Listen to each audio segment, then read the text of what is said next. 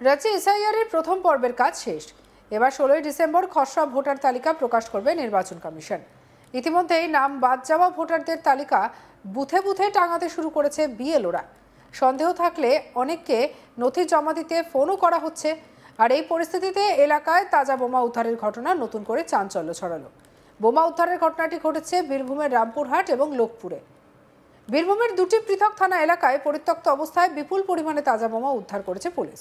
উদ্ধার হওয়া বোমার মোট সংখ্যা প্রায় 34টি বলে জানা গিয়েছে। পুলিশ সূত্রে খবর, রামপুরহাট থানার দখলবাটি গ্রামের মণ্ডলপাড়ার একটি সাঁকোর নিচে ব্যারেলের মধ্যে মজুত করা অবস্থায় উদ্ধার করা হয়েছে 20টি তাজা বোমা। এই ঘটনাতেও এলাকাবাসীর মধ্যে আতঙ্ক ছড়িয়ে পড়ে। একটি সাঁকোর নিচে এভাবে বোমা উদ্ধার হওয়ায় গোটা এলাকার মানুষজন রীতিমতো আতঙ্কগ্রস্ত। তারা বলছেন, আস্ত সাঁকোটি উড়িয়ে দেওয়ার পরিকল্পনা ছিল কিনা তা নিয়ে প্রশ্ন তুলেছেন অনেকে।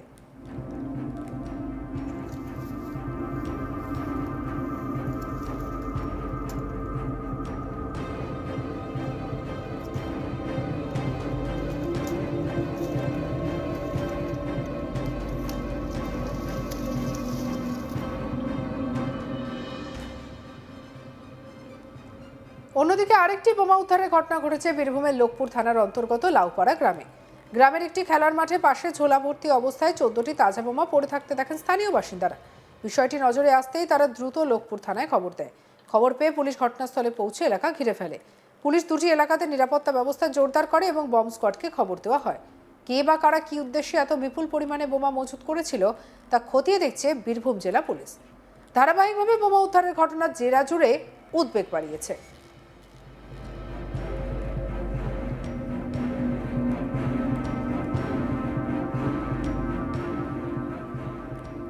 এই বোমা উদ্ধারের ঘটনা একেবারেই নতুন কিছু নয়।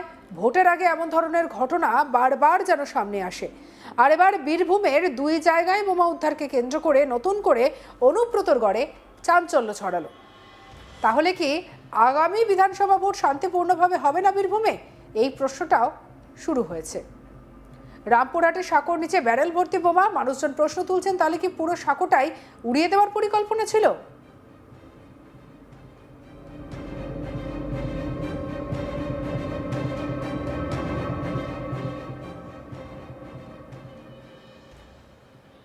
এই নিয়ে আমাদের এখানে শান্তনু হাজরার রিপোর্ট দেখাবো।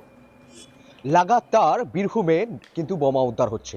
কেন বোমা উদ্ধার হচ্ছে, কি কারণে বোমা উদ্ধার হচ্ছে, সেই প্রশ্নের উত্তর কিন্তু পুলিশ প্রশাসনের কাছে নেই, এমনটাই অভিযোগ করছে শাসক বিরোধী যে রাজনৈতিক সংগঠনগুলো রয়েছে তারা।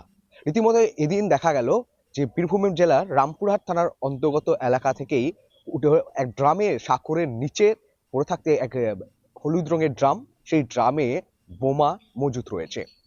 স্থানীয় বাসিন্দারা দেখতে পায় বোমার বালতি ড্রামটি। দেখার পরই কিন্তু রামপুরহাট থানার পুলিশকে খবর দেওয়া হয়। ঘটনাস্থলে পুলিশ আসে এবং ওই যে সাঁকোর উপর দিয়ে যান চলাচলের ব্যবস্থা, সেই যান চলাচলের ব্যবস্থাও কিন্তু বন্ধ করে দেওয়া হয়।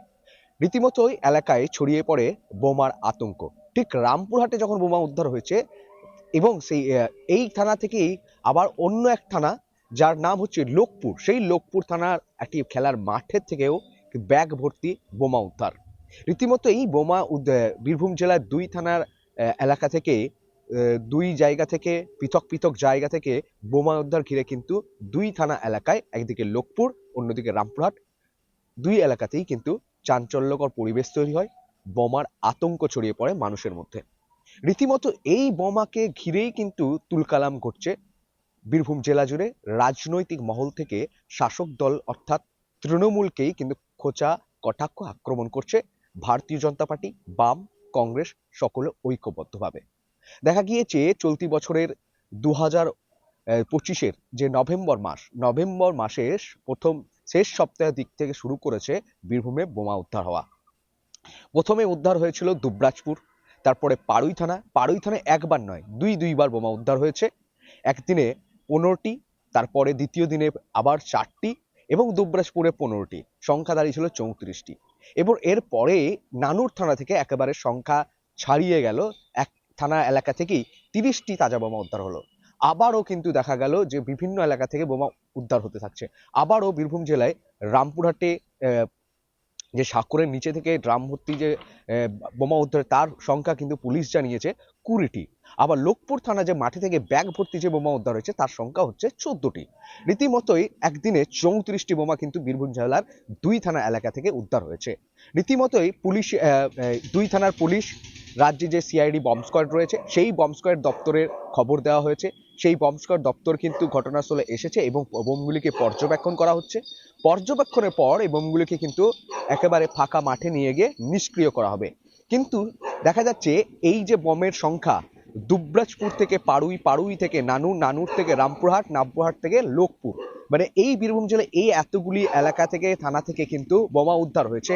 আর যে বোমা উদ্ধারকে ঘিরেই যেমন মানুষের মধ্যে আতঙ্কের সৃষ্টি হয়েছে, গ্রামীণ যে এলাকা রয়েছে সেই এলাকায় কিন্তু চরমভাবে আতঙ্কে ছড়িয়েছে এবং শাসক বিরোধী সংগঠনকে, শাসক বিরোধী যে রাজনৈতিক সংগঠনগুলি রয়েছে সেই সংগঠনগুলিতে কিন্তু রীতিমতোই তাদের এই বোমার জন্যই রাজনৈতিক প্রেক্ষাপটে আগুন লেগেছে। কিভাবে তুলকালাম সৃষ্টি হয়েছে, বারবার পুলিশকে কিন্তু প্রশ্নের মুখে পড়তে হচ্ছে, যে বলা হচ্ছে যে কারণ যে পুলিশ বোম উদ্ধার করতে সক্ষম কিন্তু বোমাগুলি মজুত কে করছে, কে বা কারা করছে, সেই বোমা মজুতের যে রহস্য হদিশ, সেই হদিশে কিনারা করতে পারছে না বারবার দীর্ঘদিন ধরে। রীতিমতো এই অভিযোগকে কিন্তু শিলমোহর দিচ্ছে বাম কংগ্রেস, ভারতীয় জনতা পার্টির ওটা এই অভিযোগকেই শিলমোহর দিচ্ছে বাম কংগ্রেস নেতৃত্বরা। রীতিমতো শাসক দল কিন্তু বলেছেন, বীরভূমে যখন নানুরে বোমা উদ্ধার হয়েছিল, বীরভূমের জেলা পরিষদের সভাধিপতি কাজল শেখ তিনি স্পষ্ট জানিয়েছিলেন যে এই যে বোমা উদ্ধার হয়েছে, কে বোমা উদ্ধার করছে, বাংলার পুলিশ বোমা উদ্ধার করছে। এবং উদ্ধার করার পর কিন্তু নানুরে একজনকে গ্রেপ্তারও করেছে নানুর থানা পুলিশ। সেই অভিযুক্ত এখনো পর্যন্ত সংসদে, বোলপুরে সংশোধনাগার রয়েছে সেই সংশোধনাগারে কিন্তু তিনি রয়েছেন। রীতিমতো কাজল শেখ বলেছেন যে বোমা উদ্ধার করছে পুলিশ এবং বোমা নিষ্ক্রিয় করছে রাজ্য বম্ব স্কোয়াড টিম। তাহলে বিরোধীরা কিভাবে প্রশ্ন তুলতে পারে পুলিশের ভূমিকা নিয়ে? বারবার তারা কিন্তু যে কোনো বিষয় নিয়ে রাজনীতি করছে। আসলে 2026-এ নির্বাচন, তাদের হাতে কোনো অস্ত্র নেই, উন্নয়ন করার অস্ত্র নেই, উন্নয়নের কোনো বার্তা নেই। তাই মানুষকে চমক ধমক এবং এই ধরনের মন্তব্য দিয়ে উস্কিয়ে নিজেদের যে সংগঠন সেই সংগঠনকে শক্ত বা পাকা করতে চাইছে। তবে 2026-এ বিরোধীরা সকলেই মুখ থুবড়ে পড়বে এরকম কিন্তু স্পষ্ট জানিয়েছেন। রীতিমতোই বীরভূম জেলায় এতগুলি থানা থেকে যে বম উদ্ধারের সংখ্যা, যদি সেই বমগুলোকে এক এক করে যোগ করা হয় তাহলে কিন্তু শতাধিক বোম সেঞ্চুরি বীরভূম জেলায় বোম উদ্ধারে গিয়ে সেঞ্চুরি পার করেছে তা কিন্তু বলা বাহুল্য।